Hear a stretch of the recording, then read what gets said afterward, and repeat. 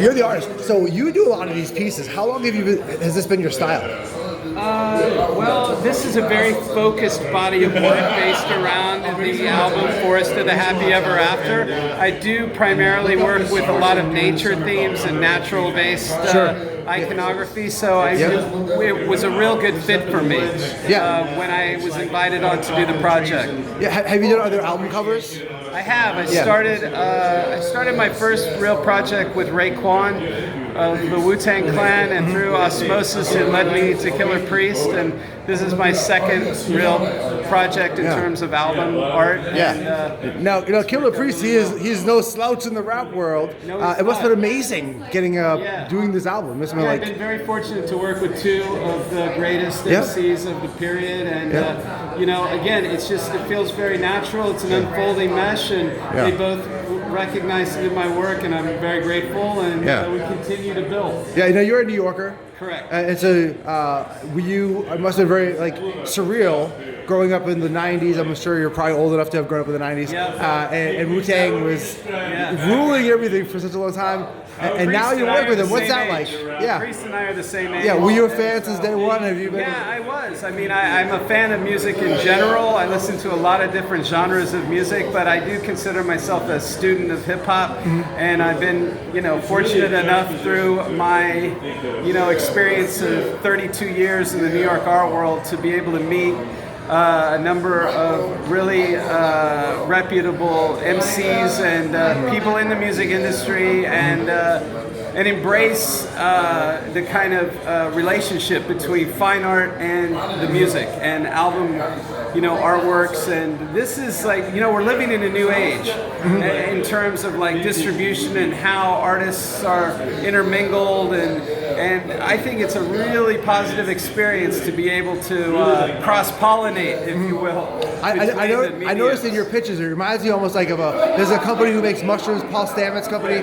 It's called Host Defense, and on their graphics, they're always using bees, and they're using mushrooms and mycelium, and sort of illustrating the community. Now, are you yourself involved or interested in microbes and the microscopic organisms in soil? I love all of that stuff from a sideline perspective in terms of how it looks or how it can be represented in artworks. Yep. And for the Forest of the Happy Ever After, particularly with the Amanita muscaria mushrooms and some of the fungi and foliages, it was really pivotal, and I read books and did some studying like that, but really it's more of a formal exploration for me, so I have to go back to other artists like Mati Klarwan, the Australian painter who collaborated with Miles Davis on Bitches Brew, and also Santana on Abraxas, the album, and he did work with Jimi Hendrix. He, I would say, is a springboard for me, as well as Raymond Pettibone, the great contemporary artist who did work for Black Flag and the Minutemen and Sonic Youth, and he actually is a very good personal friend of mine. So just kind of watching how Raymond's developed in terms of the balance and the operation of allowing things to happen within the fine art practice, if you will, and then the music aspect of it is very inspiring. So I look at it more from that perspective, like the formal aspect, as opposed to the subject matter, getting into the subject matter of something like the microbes or something like that, because it's really about remembering that it's about painting. That's with me. It isn't about doing an AI graphic, which is nothing against it. That's just a different approach.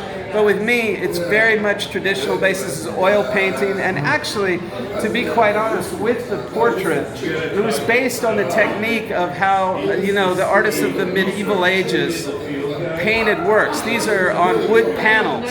They aren't on canvas, and that was a very specific decision. Is this on wood? Yeah, these are all on wood.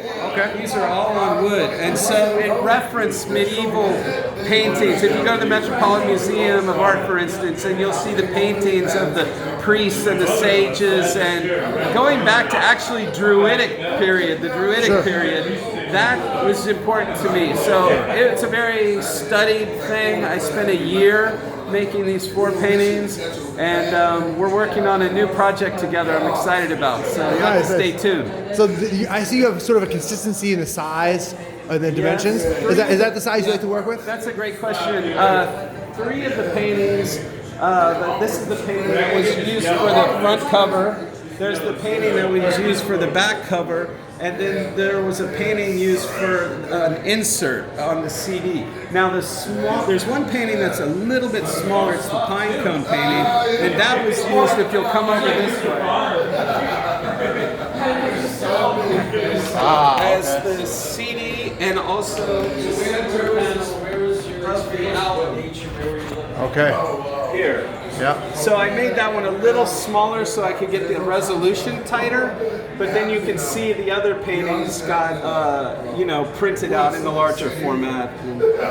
And then also this painting here that I mentioned was in the insert here. Yep. So, the imagery and the iconography of the paintings, there's a track called Tiger, there's a track called Gnome, there's a track called Killer Whales, there's a track called Owl Interlude, China Ant, Spider, Bee Song, Bird Song, and on and on and on. So I really used the inspiration of the track listing to build out the symbolism and the iconography and the allegories and the paintings. And this is, this is the big piece, and it also has the Wu-Tang W with Killer Priest logo. How many times do you attempt that piece, that part of it? Is this something you just busted out once? Oh yeah. Once. I would feel like that's like the cornerstone. Yeah, it's a heavy. Well, the thing about it is this symbol is the heaviest symbol in all of hip hop. Yep. There's no stronger symbol in hip hop than that W. That's right. But what I did was I turned it into a leaf, and I put it on the back of the lowly ant. And there's the scripture that says, "Consider the ant." Yeah. And that held weight for me because it's like it says something. It says no matter where you come from, yo, you can do it. I'm getting emotional. Yeah. So that's it. God bless. Yeah, that's amazing. These pieces are beautiful. I really like you mentioned AI. It's really nice to see people who are at the level looking at artists still, not just taking some interesting AI graphic. Yeah, I mean, again, nothing against it. And I have a 13-year-old son who is growing up in that generation, and it's a movement of time. It's a movement of visual language and consciousness.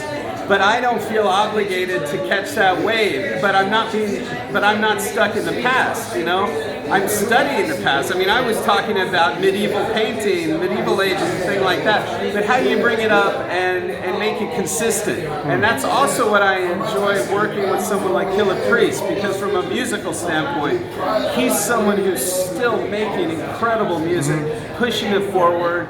I mean, it's just amazing. So I highly recommend everybody to go on iTunes, Spotify, streaming, whatever, download the album, enjoy it, but also explore the catalog of Killah Priest, Raekwon, all these other amazing MCs from the period, because they're strong. Yes. Yeah, and they age well. completely. Yeah. And aging well. And continuing to make it work. It's just adding, Yeah. And when it's like that and you get an opportunity to work together, it even makes it bigger. I mean, I feel like. So I'm very humble and honored to be a part of it. Yeah, well, I appreciate you taking the time to talk to me here at this gala. Amazing work. Thank you for letting me see it. I'm happy to have a copy of the album, especially now that I know the backstory. Thanks so much. Yeah, all right.